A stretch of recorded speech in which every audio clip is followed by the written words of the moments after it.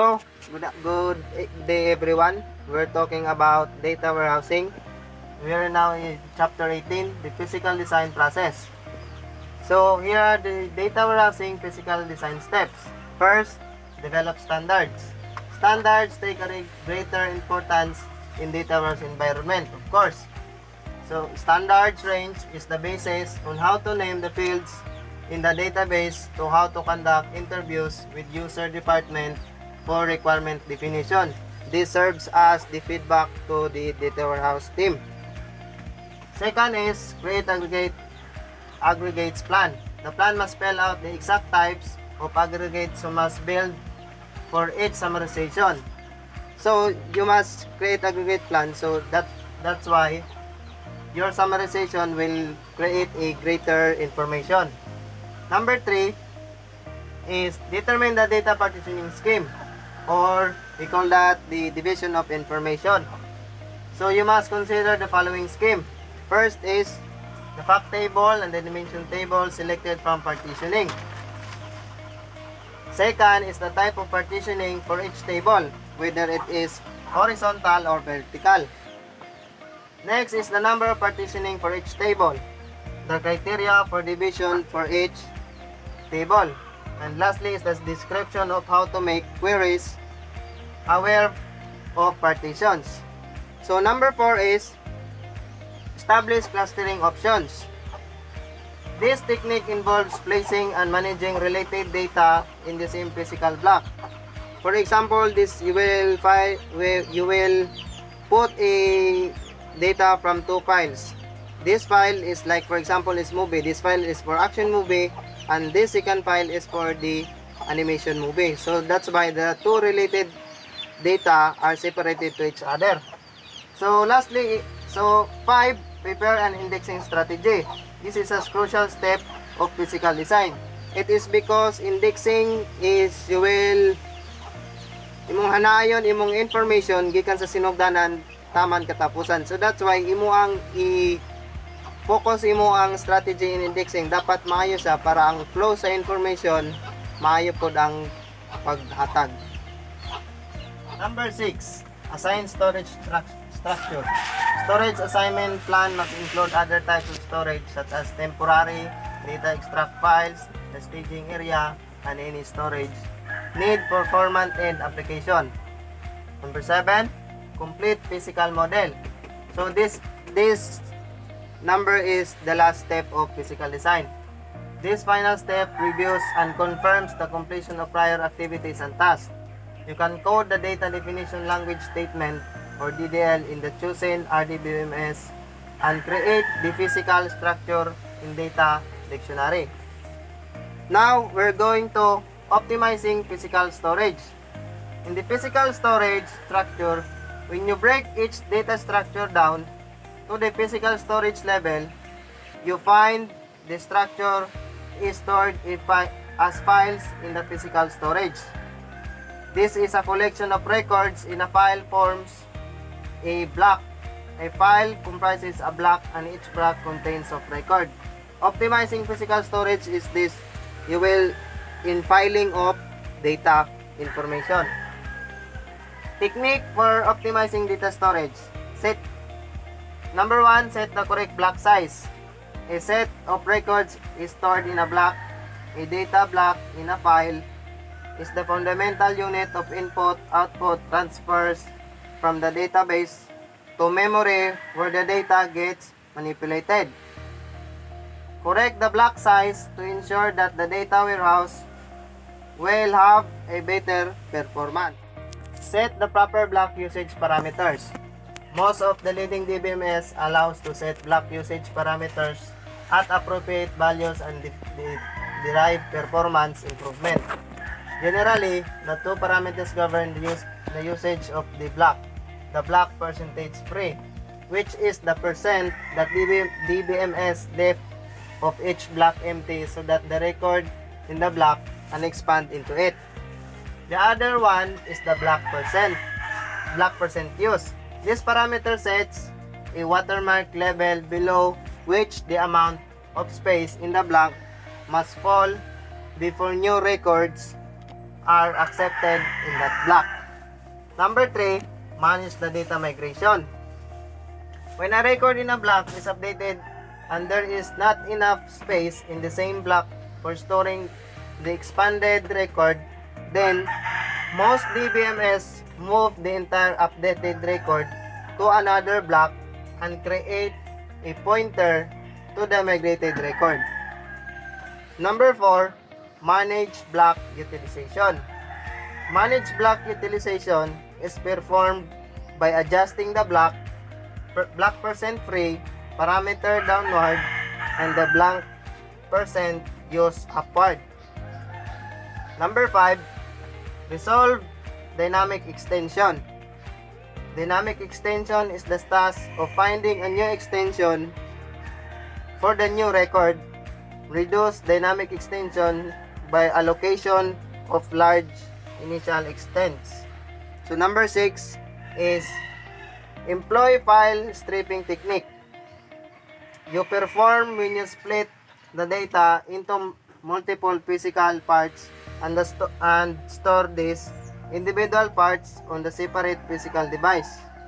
File stripping enables current input-output operation and improves file access performance substantially. Now, we are going to indexing process and purpose. Data warehouse performance is heavily dependent on proper indexing strategy. There are 2 strategies suitable in indexing. The first is B3 indexes. B3 index is a technique is superior to another technique because of the data retrieval speed, pace of maintenance, and simplicity. This B3 index is like, you will define just like a tree. The data from the roots will going to the branches on the branches on the branches of the tree. So that's why this is just a kind of simplicity, because the data from this data warehouse is stored in a separate way. So next is Vitamap index. Ideally suitable for low selectivity data. The strength of this technique rests on its effectiveness when using predicates on low selectivity column. In a data warehouse, many data access are based on low selectivity columns. This is a opposite from B3 index. Indexing purpose is to speed up database access by creating index file that point to data files. Next is performance enhancement technique. This method enables more data to be retrieved in one read. If you purge unwanted and unnecessary data from the data warehouse in a regular manner, you can improve overall performance. Other performance improvement schemes that are part of physical designs include all of the following: data partitioning, data clustering, parallel processing, creation of summaries, adjusting referential integrity, proper setting of DBMS initialization parameter, and the use of data arrays. Now, we are going to chapter 19, the data warehouse deployment. The next phase after construction under this phase. You attend to the last few details, turn the data warehouse on, and let the users reap the benefits. The main concerns in this deployment phase relates to the users getting training, support, and the hardware tools they need to get into the ware. This deployment means the data warehouse team give a training, a support to the users in order for them to go to the data warehouse. The major data warehouse deployment phase. First is complete users acceptance. Finish final testing of all accepts of users interface, including system performance. Proper acceptance of the users is not just formality in the deployment phase, but it is an absolute necessity. Number 2, perform initial load. Load the dimension tables and then the fact tables.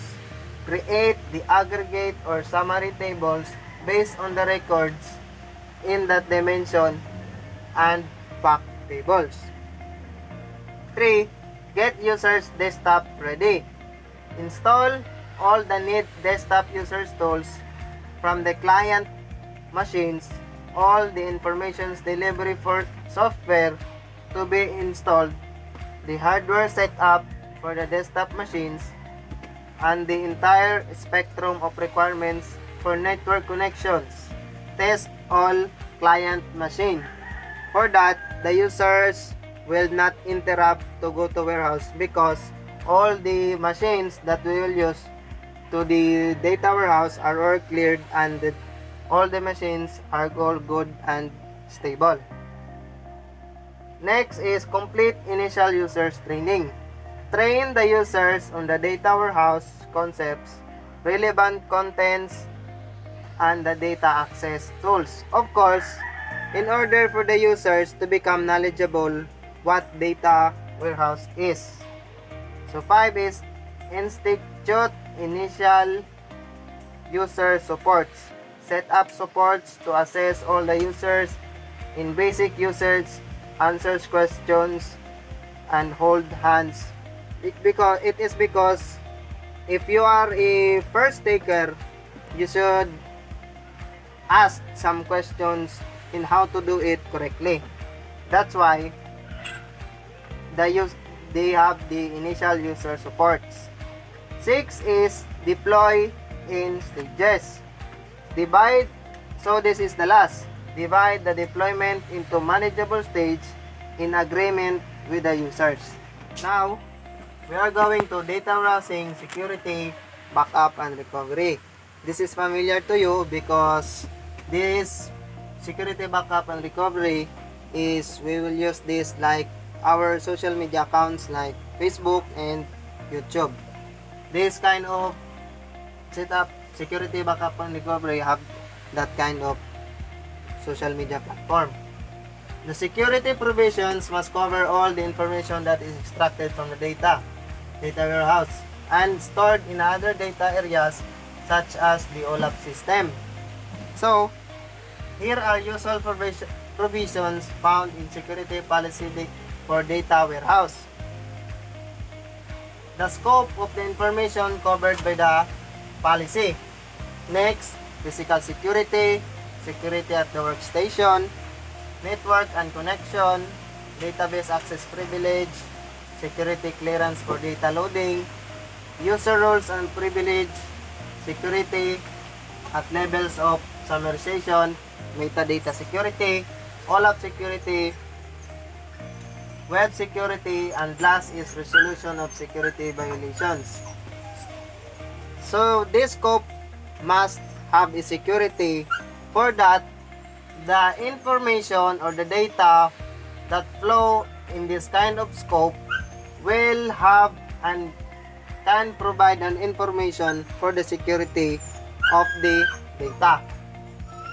So next is password considerations. The point in this is user need a password to access data in a data warehouse environment. Of course, every users must have a password, but the passwords consideration is like first, not all passwords are permanent. Some passwords are weekly changed because that kind of password will expire at that 1 week. Another consideration is like for example, you are not intended for that kind of data and you are a kind of user that you want to access that data, but you as a user, you do not know that password, and that kind of consideration is like you are attempting to get an access of that kind of information And that consideration will go to like the technology you use will shut down after many kinds of attempts. So that kinds of password consideration. So security tools, ID and password is a single sign up feature. So ID and password is one of the most security tools that we use nowadays. You can set your users in a security tools in OLAP, but some data warehouse team go for double practical by invoking the security features of the DBMS also. Now we're going to backup and recovery. In OLTP mission, critical system loss of data and downtime cannot be tolerated. Loss of data can produce serious consequences. Even though there are hardly any direct data updates in a data warehouse, there are several reasons for backing up. Of course, like for example in your social media account, there must be a backup for the reason why, for example, you forget your password in your social media account. There is a possibility that you can revive it because you have a backup.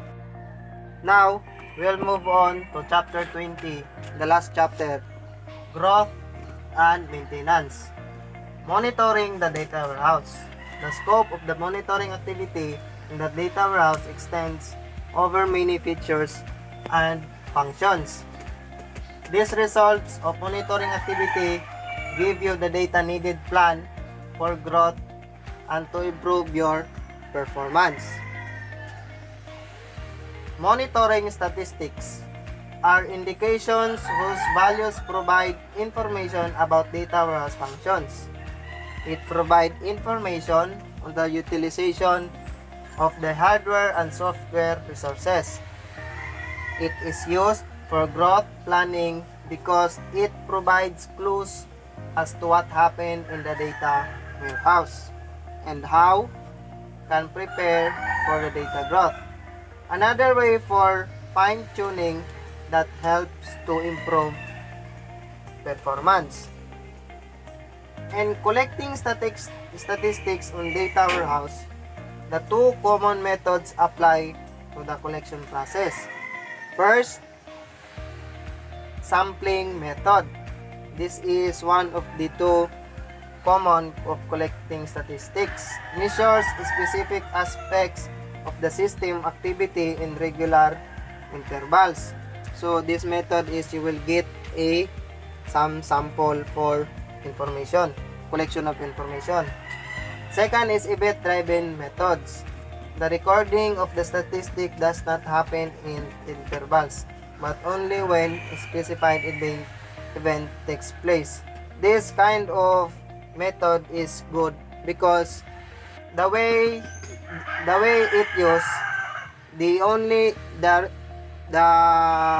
happenings that he record is only the good happenings and the most reliable one. Now we're going to managing data warehouse. There are two principal functions. First, maintenance management. The data warehouse administrative team must keep all the functions going in the best possible manners. Of course, in order to the data warehouse team mapalayo sa mga technical problems. Number 2 is change management. New version of the warehouse are deployed as new releases of the tools becomes available as improvement and automation takes place in the ETL functions. So, here are the ongoing managing and administration. First is the platform upgrades. This includes all the data warehouse deployment like data transport component, data storage, metadata, database components, and the collab system components. Next is managing data growth. Managing data growth deserves special attention. there are some practical way of managing the data growth. Like first is like this, limit the volume of historical data, and next is discourage the analyst from holding unplanned summaries. This managing data growth is like this, you will make a cleaning of your storage.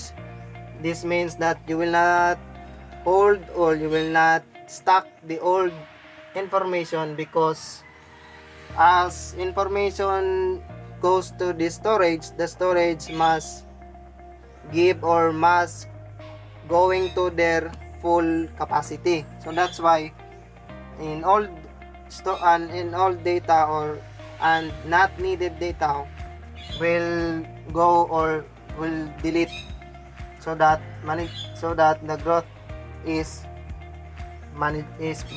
nakamanage ang pagtubo sa data.